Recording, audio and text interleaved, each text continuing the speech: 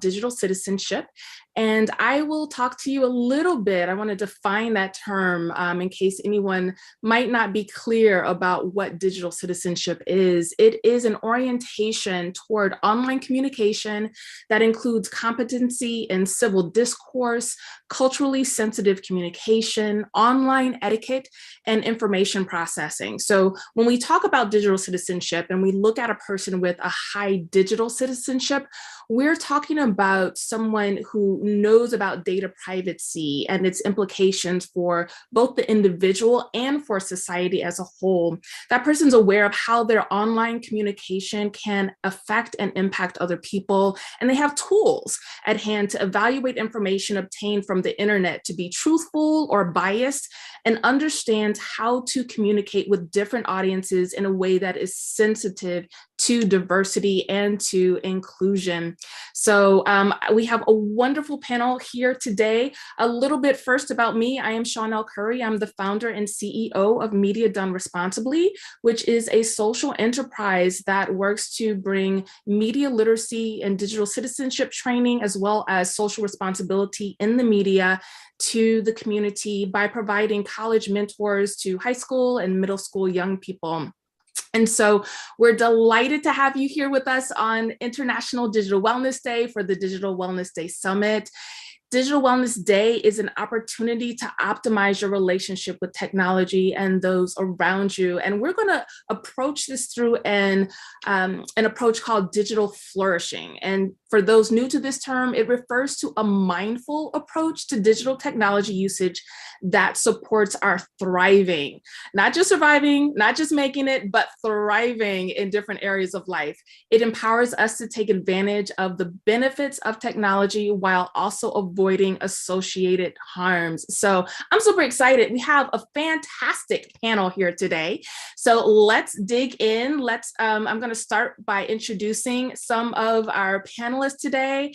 Carmen Raal, since taking part in international projects, living in France and studying in Hong Kong, Carmen's favorite thing about introducing Estonia has always been the digital society and the simplicity of interacting with the state.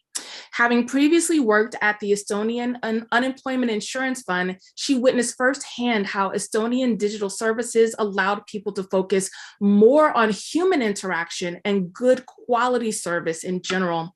Carmen's academic background in political science and her ongoing graduate degree in public administration and innovation have allowed her to go further into the how and why Estonia was modeled into the digital state it is now.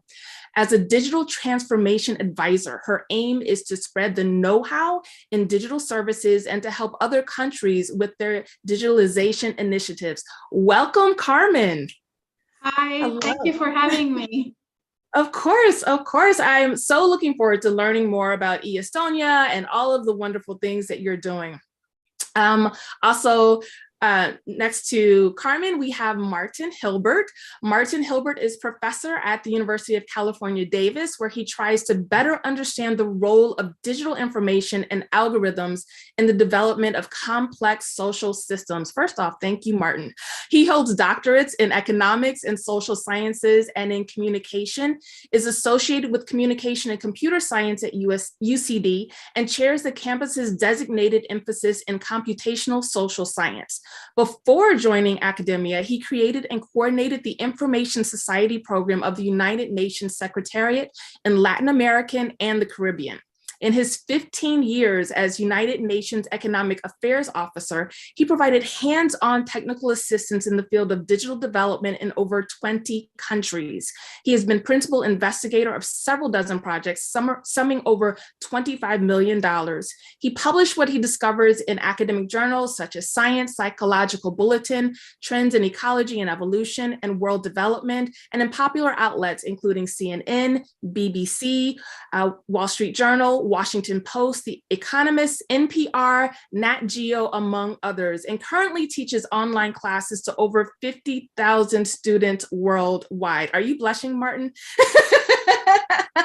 So we cannot wait to hear all of this expertise and be a part of your 50,000 plus now students worldwide. So thank you so much for being here.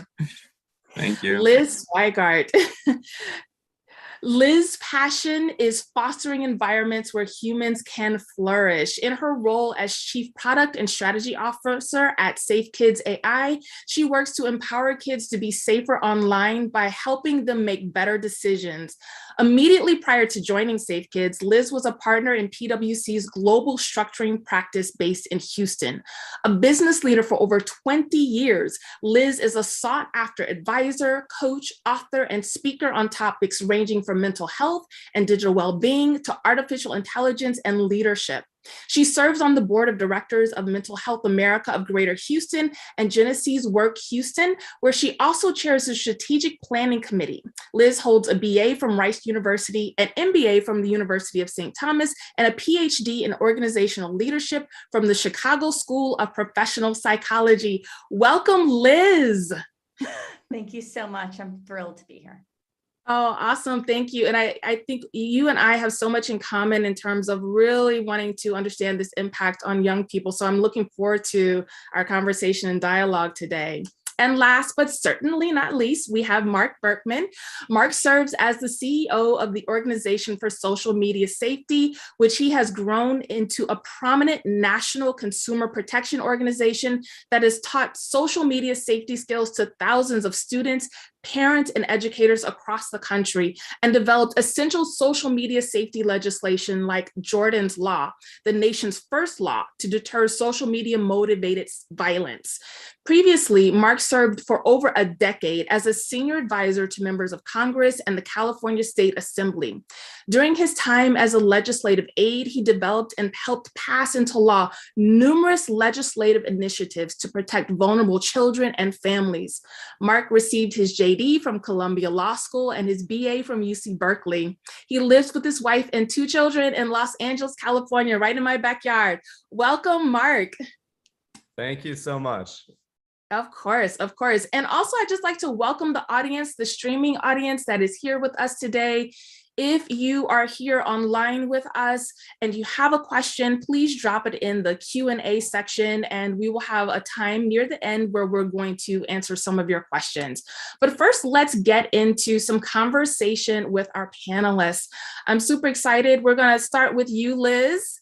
And I'm going to also open this question up to everyone. So technology is embedded in our everyday lives and likely will only continue to increase.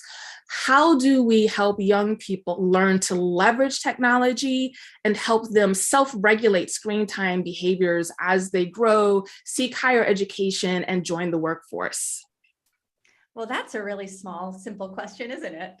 It is. We can handle that in 5 seconds or less, right? That's why we're here. Well, thank you for that. And you hit the nail on the head at the outset. Technology is part of what we do every day. It's not going away. And it's more than just the internet. It's our devices, whether they're on or offline. We are interacting on a scale that has truly unprecedented is the word. You also mentioned self-regulation, and that's what's really critical. When we try to help young people, really all of us, to better engage with technology, we're really ultimately developing our own emotional intelligence, because it comes down to understanding self-awareness. Why am I doing what I'm doing? Why am I feeling how I'm feeling? So when we think about people who are using the internet to regulate their mood, I feel bad, so I go online and maybe I share things about myself to get a reaction and get attention. They're not really helpful for me. Why am I doing that? Building up self-awareness, situational awareness. What is and is not appropriate to share? When it is inappropriate and not inappropriate to engage with technology. The dinner table, when you're all sitting around together, do you really need to be on your phone? And all of those pieces lead to the ability to self-regulate. So what we want to do when it comes to technology, I would say, is actually start with the human side. Helping our young people to better use technology and to better understand how it integrates into their lives really has to do with being human first. It has to do with our relationships, and it has to do with how we equip young people to be self-aware, situationally aware, and then self-regulate, whether it is with technology or in real life. Thank you so much, Liz. some of what you were saying reminds me of one of my hats, many hats that I wear as a professor at Cal State Los Angeles. And some of the work that I've done with the students in terms of media literacy has to do with self-regulation, but that process of self-awareness even before that. So they create media diaries from the time they wake up till the time they go to bed for 1 week. And most of them are surprised to find that the very first thing they do after opening their eyes is grab their phone to look at their notifications. And when they count up all of the time that they've been engaged in media all day, they are so surprised by that. So thank you. You know, I'm very interested in some of the tools that we can help them to use to self-regulate. Who else would love to jump in on this question? Marc, go for it. Happy to add. Yeah, yes. no, I've had the pleasure of being on a panel with Liz before, and I think she brings a amazing perspective to this conversation. The Organization for Social Media Safety, of course, is focused on social media. So that's a subset. And as Liz pointed out, the internet and technology is a larger field of what we are focused on. And we, of course, are focused on safety. So when we talk about young adults and social media, I think our point in this conversation is that we have to be very clear on the risks here when it comes to social media. And I think also reflecting on what Liz said, intentional use versus sitting there late at night scrolling through TikToks is very different than intentional use or students using it for entrepreneurial reasons or educational reasons. So we need to make that differentiation. We also need to be clear with unintentional use that if our young adults are stepping away or taking a break from social media, or parents are deciding that they are not ready for social media yet, our view at the moment, and we are conducting research on a lot of these essential questions that we don't have answers to yet, but our view is that it's unlikely that children are going to fall behind if they're not scrolling through TikTok or Instagram at a young age. And again, that's a subset of what we're talking about here, just a subset. But I think we need to be unafraid to push back against what's becoming the norm in terms of younger and younger social media use. Thank you so much, Marc. I want to shift a little bit and talk to Carmen about Estonia and e-Estonia. You're rocking your e-Estonian shirt today. Thank you for that. You know, around this whole conversation, and you know, it's been said that Estonia is one of the world's most digitally advanced societies. And the New York Times writes, Estonia has given an entirely different outlook on what a truly human-centric society entails for digital citizens. And so just kind of jumping into these questions, first, I want, if you can give people a little bit of background about Estonia and e-Estonia, and also let us know how we assure privacy and how you assure privacy and safety while using digital services. I know Marc talked a little bit about young people and how soon we engage young people. And I know you engage them pretty early, not necessarily on TikTok though, but can you talk a little bit about e-Estonia and your experience with that?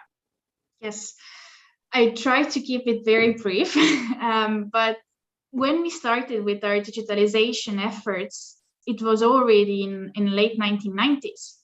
So when Estonia regained its independence back, we were left in a situation where we had to deal with corruption, distrust from the public, especially towards state institutions, and lack of resources. So digitalization was the answer to all those issues. And additionally, fourth problem we had is that, yes, Estonia is a very tiny country, but our population is even tinier. So just 1.3 million people. So depending on your whereabouts, so if you're not in the capital or in the second biggest city, the odds are that you are living in a very or not densely populated area. But even those people have to have access to digital services. But the problem is that we cannot afford to have all those offices, public sector offices in every small town of Estonia. So again, digitalization was the very obvious answer to those issues.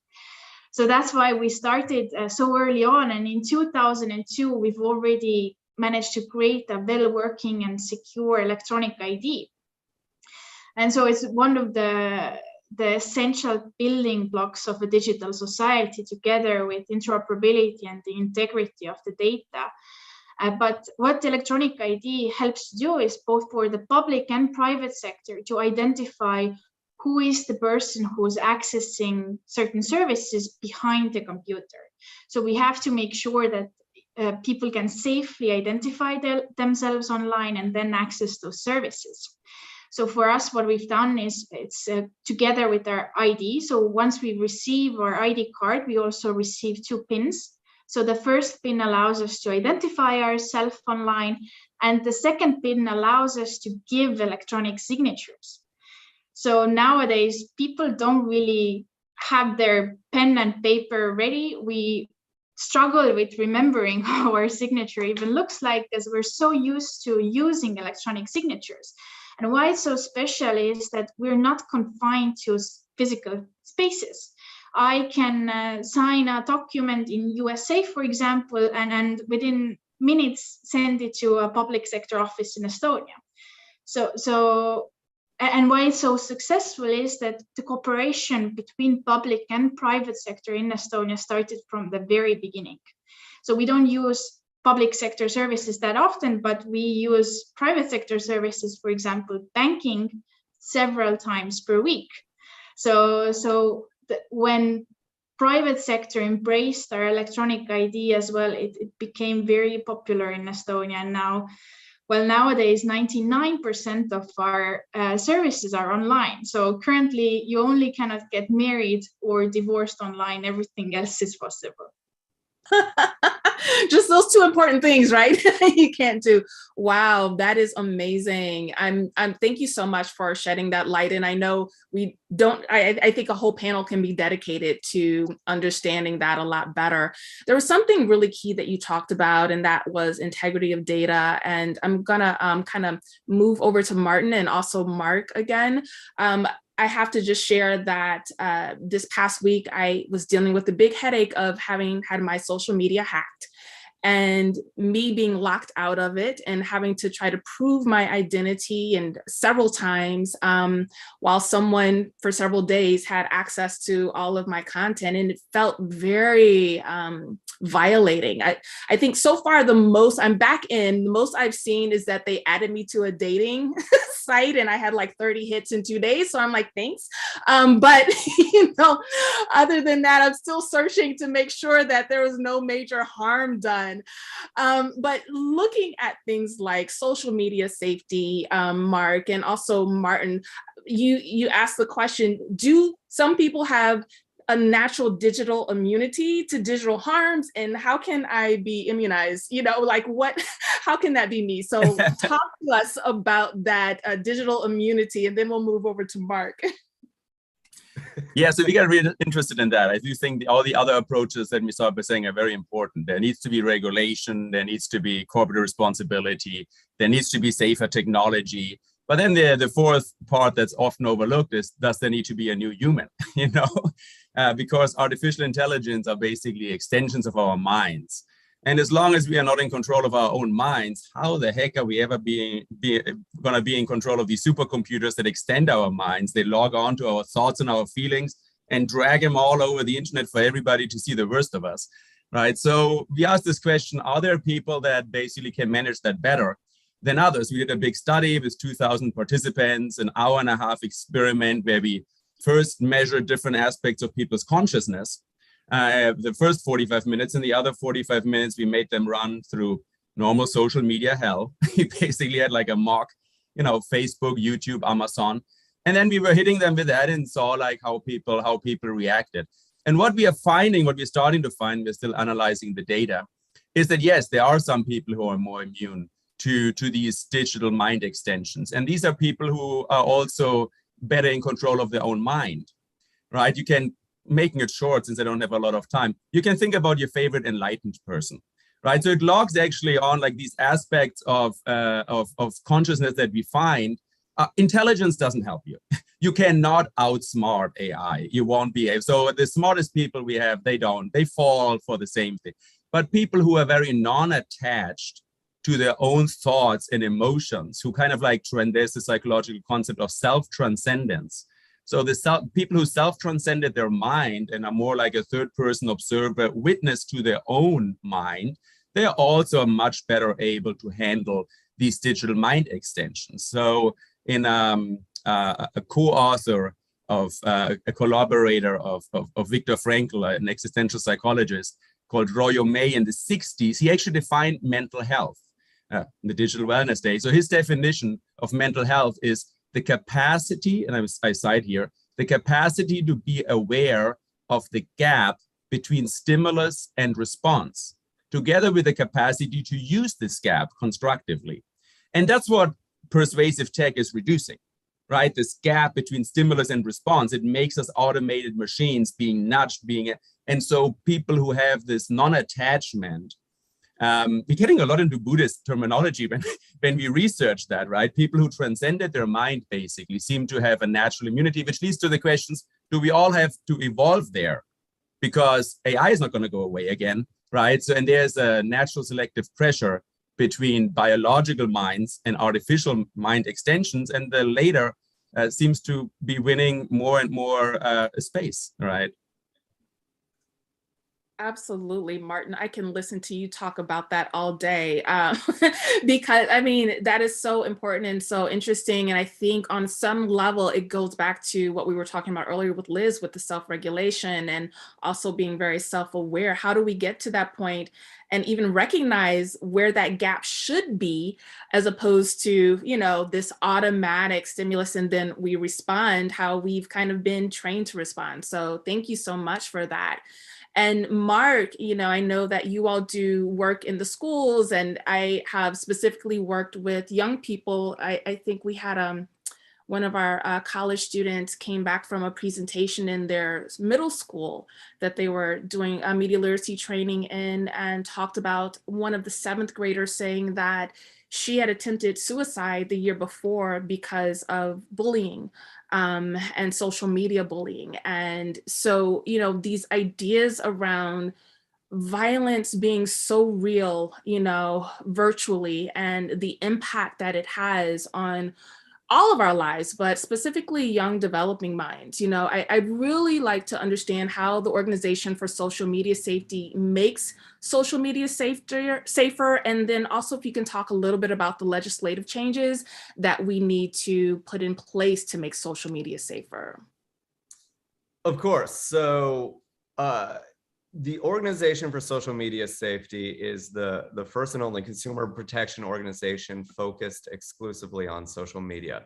So our mission is to protect against all social media related dangers, cyberbullying, as you just mentioned, sexual harassment, human trafficking, and unfortunately, I could go on for the rest of the time with our list, and I've done that before, as Liz knows, in panels. So our approach, we use a classic consumer protection oriented model, which is a fancy way of saying that we have 3 departments that we use to make social media safe. So we have the education work, as you mentioned, and we are in K through 12 schools across the country teaching essential social media safety skills. The tech development side, so we consult on, we recommend to the public technology solutions that provide real-time protection against any and all social media related dangers, much like Liz's company's product. And then we do advocacy work. So we work on legislation at all levels of government to enhance social media safety. So in our view, it's all 3 of those departments working together, not only the output and doing that work, but also learning and accumulating expertise through our 3 departments. On the legislative side, as you asked, our main focus right now is a piece of legislation called Sami's Law, which will shortly be introduced in Congress. That legislation would require all social media platforms to finally give parents the choice to use third-party safety software. And third-party safety software, and of course, defer to Liz can describe this as well, but it's a category of software and apps, again, that can provide this protection. They just, a lot of these different types of software need the social media company to give access to the child's data. This is particularly child safety we're talking about here with this bill. Not, the class isn't necessarily restricted, I should add, to children, but this piece of legislation is. We've seen in our work this safety software work over and over again. There's empirical data, there's case studies, our observation. It can protect children from a full range of dangers, as I just mentioned: cyberbullying, school violence, suicidal ideation, and threats of self-harm. These are urgent, really critical dangers that are harming children across the world by the millions, and we're not doing enough to protect them. And social media companies are shutting down that option. And the only reason that we can theorize is because it would impact their bottom line and potentially decrease engagement. And so, that's our big focus right now. We're optimistic that that's going to move forward and do a lot of good. Wonderful. Thank you so much for that important work, Marc, that you're doing. And you know, that really, you spoke about Liz and her work, and I want to move back to you, Liz, to understand what about the current approaches to child and teen online safety may be getting in the way of developing digital citizenship, and how do we deal with that? Well, one, I just want to laud Marc and the Organization for Social Media Safety again for Sami's law. That is so critical, because it's the commoditization of our children that we're fighting. It is the algorithms and the human brain extension that pulls them in such that we can use them to generate more clicks and more income. So when we think now about what does it mean to keep kids safer online, the approach has largely been to block them, restrict them, and rat them out. And what that does is it creates no opportunity to learn. What we do is we put up the Jurassic Park electric fences, and the velociraptors will go test them out. But then one day the fence goes down, and what happens? We've seen the movie. What we are on a mission to do at Safe Kids is to change the dialogue and change the approach away from this idea that we can somehow, one, put the internet genie back in the bottle, and two, that we can control kids. What we're looking to do is say, how do we help young people to pause, just stop in the moment? How do we help them to reflect? And this goes back to what Martin was talking about earlier. When everything is an automatic response to a stimuli, then everything is a trigger. You have no opportunity to consider what you're doing and why it is that this particular stimulus is causing you to do a particular action. And what we're looking to do is create this space where we say, we're going to pause, we're going to reflect, and then we're going to redirect to authentic human connection. Because the answer here is not more digital distractions. The answer is to not fall more deeply into the technology. The answer is to do what human beings are fundamentally wired to do, which is connect with one another. And so technology offers us some great opportunities to do that. We're doing it right now. This is a benefit of technology. And we're also not letting it become the only way that we interact. And so what we see as fundamentally flawed right now is a system that doesn't give kids an opportunity to make a mistake in a low stakes environment. It does not give them an opportunity to learn, and it doesn't give them a chance to try again and make a better choice. That is where we believe fundamentally we need to go if we want to empower kids to be safer. Thank you so much. So well said, powerfully stated. Thank you. And there's such connection in all of what's being said on this panel. So thank you so much for that. I just want to remind any of our audience members that if you have questions for the panel, to please drop them into the Q&A box. I may actually have some of my students here, so I'm talking to you if you're in the room. Go ahead and drop in questions, and all of our audience members, this is an opportunity to do this as we will need to wrap up in a few minutes.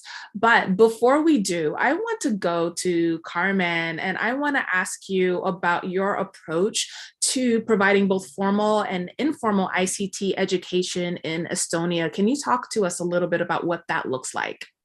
Yes, thank you for a very powerful statement, Liz. It is so true that we can build up all those firewalls, but you know what happens if that defense or those fences fall down?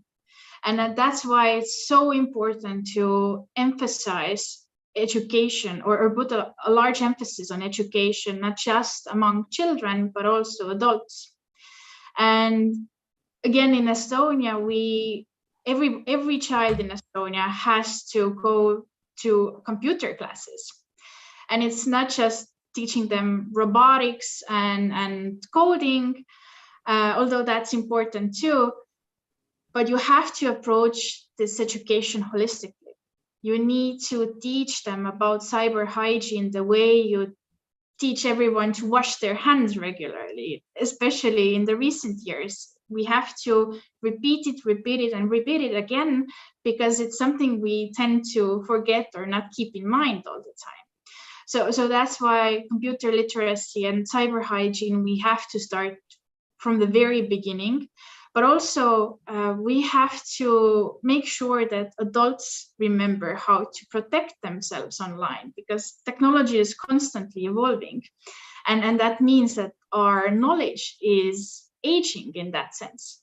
So awareness campaigns, what we do, we have different programs for, especially for the vulnerable groups, to provide them with free computer classes, so they could first of all learn how to use basic digital services so they wouldn't be behind, but also how to access everything safely, because a lot of those cyber breaches happen because we open a file that's sent to us.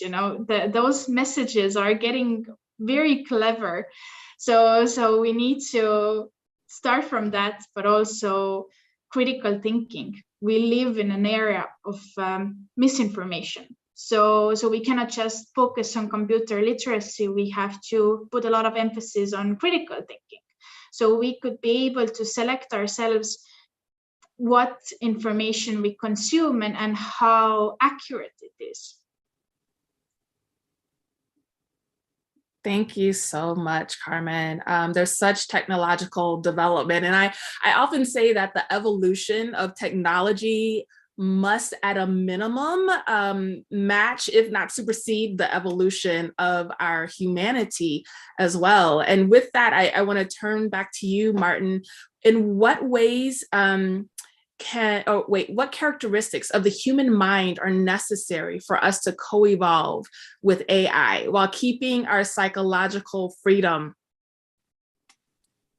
Yeah, I think many of the points that Liz and Carmen as well already raised, and Marc as well. I mean, especially for younger minds that are not yet matured. And we know even the brain grows until you're 25, and the mind keeps evolving over a lifetime, right? So even it's not like consciousness stops to develop when you turn 21. So over a lifetime, it's a practice, even for older people, to keep up with the development of how we understand reality, because these artificial intelligence persuasive technologies mess with us all our lives from now on, right? They won't go away. And what we find is that some of the variables that matter, and we don't understand it very well yet, but for example, self-compassion, mindfulness, and gratitude are really heavy hitters for digital immunity, right? So you would have seen now all our educational system is basically built around making people smarter in their cognitive reasoning, making students smarter in that. It doesn't help you. As I said, you cannot outsmart AI.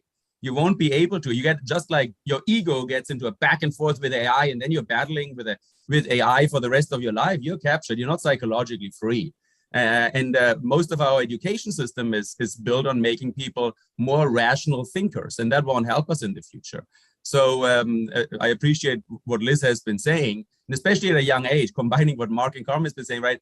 Young kids already need to understand other concepts. And these concepts, as I said, mindfulness, self-compassion, gratitude. I mean, you think, what do they have to do with it? Why are they so important? They might be essential for our species to survive. Because if we get locked in an ego versus artificial ego battle with AI, I mean, you know, and if it turns out that we are nothing else but thinking and feeling machines, the future doesn't look so bright, to be honest with you, right? Because these artificial intelligences, they are smarter and more rational thinkers than we are. We have too many biases, right? And cognitive pitfalls. And they dominate our emotions way too often. We all know that, you know, last time we fell into, how did somebody, I think Liz was going to, or Marc, into a digital black hole, or, you know, we went on that. We all know how these supercomputers can control our emotions. So if it turns out we are nothing else but thinking and feeling machines, that will be a tough battle from now onward. And we might have to transcend our minds in order to regain the upper hand. And starting at a very young age, I think is absolutely the right thing to do. But it doesn't stop there. All of us know exactly how it feels to fall into this digital black hole, right? Yes. Oh my gosh, that was so rich, and there's so much in there, especially around the idea of bias in AI, and also us as humans writing in our biases into AI programming. That's a whole other conversation. And I know we have a couple of questions, so I want to make sure that we get to our audience questions as well. Sanaz Abravani, and forgive me if I have messed up your name, asked, what is the intersection of global citizenship and digital citizenship? How can we become empowered global digital citizens? Excellent question. Who would like to tackle that first? Goodness gracious, I'll take a crack at it. Thank you, Liz. Go for it. So when I think about what it means to be a global citizen, the first thing when I think of global is not necessarily the world, but rather our ability to consider things from a 360-degree perspective, our open-mindedness, our flexibility, our agility, our ability to manage complexity, which is just not something human beings like all that much. We really like to get things down to binary decisions. It just makes it easier. So picking up on things that Martin was talking about, when we try to make this bridge, how do we develop strong digital citizenship? How do we behave in ways online that are generative for ourselves and for others? Part of that is definitely mindfulness. It is the ability to come back to being in the moment and being aware of yourself and then of your situation, of others. It's the cultivation of empathy, which is learned. And can be developed and grown over, as Martin talked about, the course of a lifetime as your brain develops and grows and you develop and grow. When I think about the two things that contribute to the super slippery slope that is what we call technically problematic internet use, colloquially we say internet addiction, there are two major things that set you down that path. The first one is a preference for online social interaction and an inability to connect with other people in real life. The second one is the use of the internet or technology to regulate your mood. You feel bad about yourself. You don't have the wherewithal on your own to feel better, and you don't know how to connect with other people to feel better. And so what you do is you go to the internet, you go to technology. As I think about what does it mean for us to be better global citizens, one, it means that we have the ability to better interact with one another. We embrace diversity. We look for inclusion and the promotion of belonging. That is fundamental to how we interact with technology because it's what our brains are wired to do. Number one, stay alive. Number two, connect with other humans so you can see number one. So we have to support the connection between people, not just people who exist in our political echo chambers. And the second thing we need to do is develop our own resilience. And what Martin was talking about earlier, this level of not detachment from ourselves, but rather this different level of consciousness, this different level of awareness of how we are being manipulated by the technology in real time. And being able to have that understanding of how am I being acted on by the things around me, especially by technology?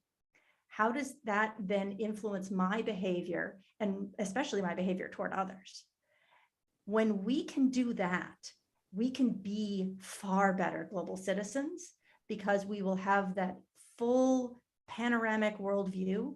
We will have the orientation to inclusion and belonging, and we will not be looking to technology to help us feel better about ourselves. Wow. Drop the mic, Liz. That was powerful, well stated. Thank you. So we have a question. Yes, we have maybe a minute for one final question from the audience. I'm going to pass this to Carmen because it is about Estonia. And so maybe in a minute or less, if you can give us this answer. Have citizens in Estonia ever felt burnout because technology is so much more present in their lives than in other countries? Or are they so used to the world they live in because it is become normalized? The reason why I'm so passionate about digitalization, and especially digitalization in public sector, is the way I see it, it gifts people a lot of time.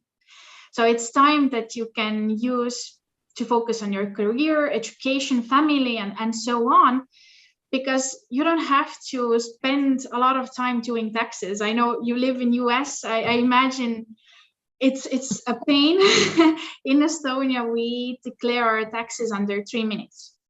So this is a way for us to save time. And in the future, by having proactive services, it means that the state will have the data, and we know that somebody is eligible to receive certain type of help, a certain service, then the state will approach the citizen and not vice versa. So we don't have to know what we're eligible for.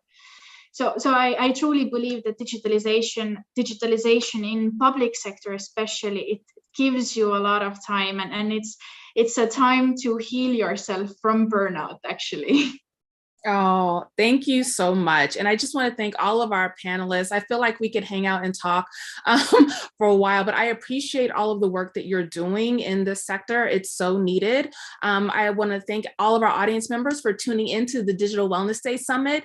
What we talked about here today is just the beginning. Check out our other expert panels today at digitalwellnessday.com. Also, please keep in touch with us and our work by exploring the resource links in the chat.